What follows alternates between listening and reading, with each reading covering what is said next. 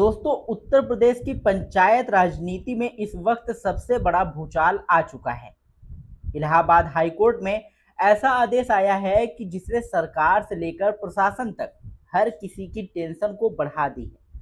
ग्राम प्रधानों को प्रशासक बनाए जाने के फैसले पर हाई कोर्ट ने सख्त रुख अपनाते हुए ऐसी टिप्पणियां की हैं, जिसके बाद अब पूरे प्रदेश में सिर्फ एक ही सवाल गूंज रहा है। क्या पंचायत चुनाव की तारीखों का ऐलान होना तय है? क्या हजारों ग्राम प्रधानों की प्रशासनिक वाली कुर्सी खतरे में पड़ गई है? और आखिर कोर्ट ने ऐसा क्या कह दिया है कि सरकार को अंतिम चेतावनी तक दी गई है?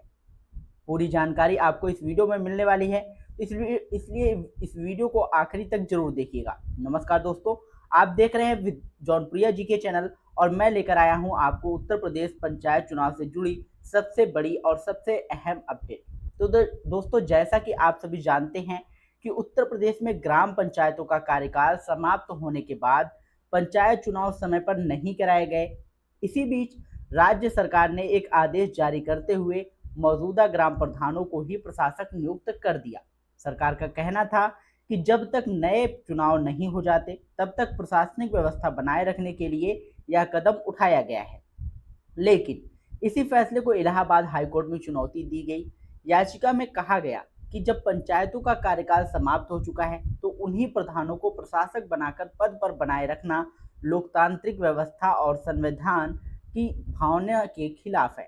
इसके साथ ही यह भी मांग उठाई गई कि सरकार जल्द से जल्द पंचायत चुनाव कराए ताकि जनता अपने नए प्रतिनिधि को चुन सके। इस मामले की सुनवाई करते हुए हाई कोर्ट ने राज्य सरकार के रवैये पर कड़ी नाराजगी जाहिर की। कोर्ट ने कहा कि 25 मई और 26 मई 2026 को जारी किए गए आदेश पहली नज़र में ऐसे प्रावधान के आधार पर जारी किए गए हैं जिन्हें पहले ही असंवैधानिक माना जा चुका है। इसलिए ऐसे आदेशों के आधार पर प्रधानों को प्रशासक के रूप में काम जारी रखने देना उचित नहीं माना जा सकता।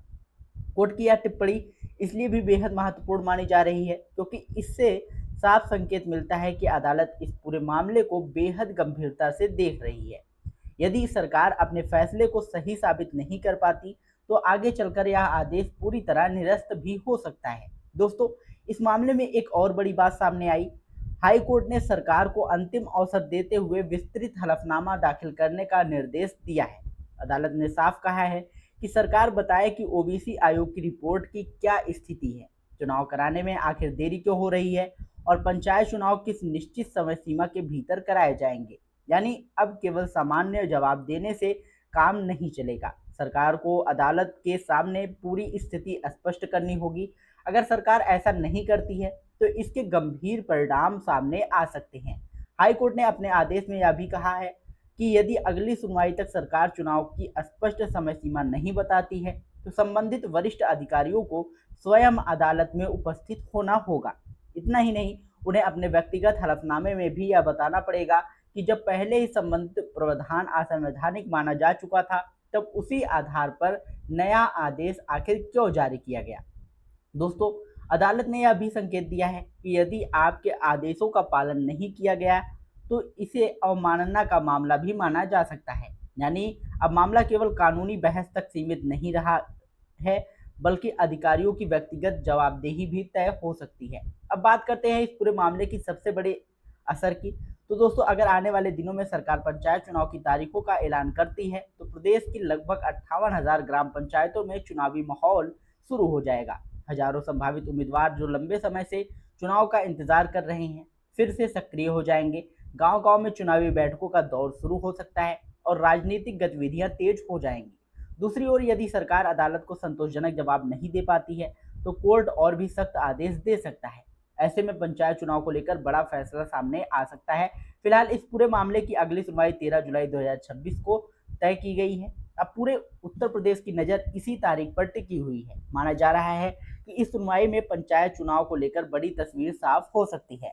हालांकि यह भी ध्यान रखने वाली बात है कि अंतिम फैसला अभी आना बाकी है, इसलिए जब तक अदालत का अंतिम आदेश या चुनाव आयोग का आधिकारिक घोषणा नहीं होती तब तक किसी भी निष्कर्ष पर पहुंचना जल्दबाजी होगी। अब सबसे बड़ा सवाल आपसे है, क्या आपको लगता है कि उत्तर प्रदेश पंचायत चुनाव अब जल्द से जल्द घोषित हो जाएंगे?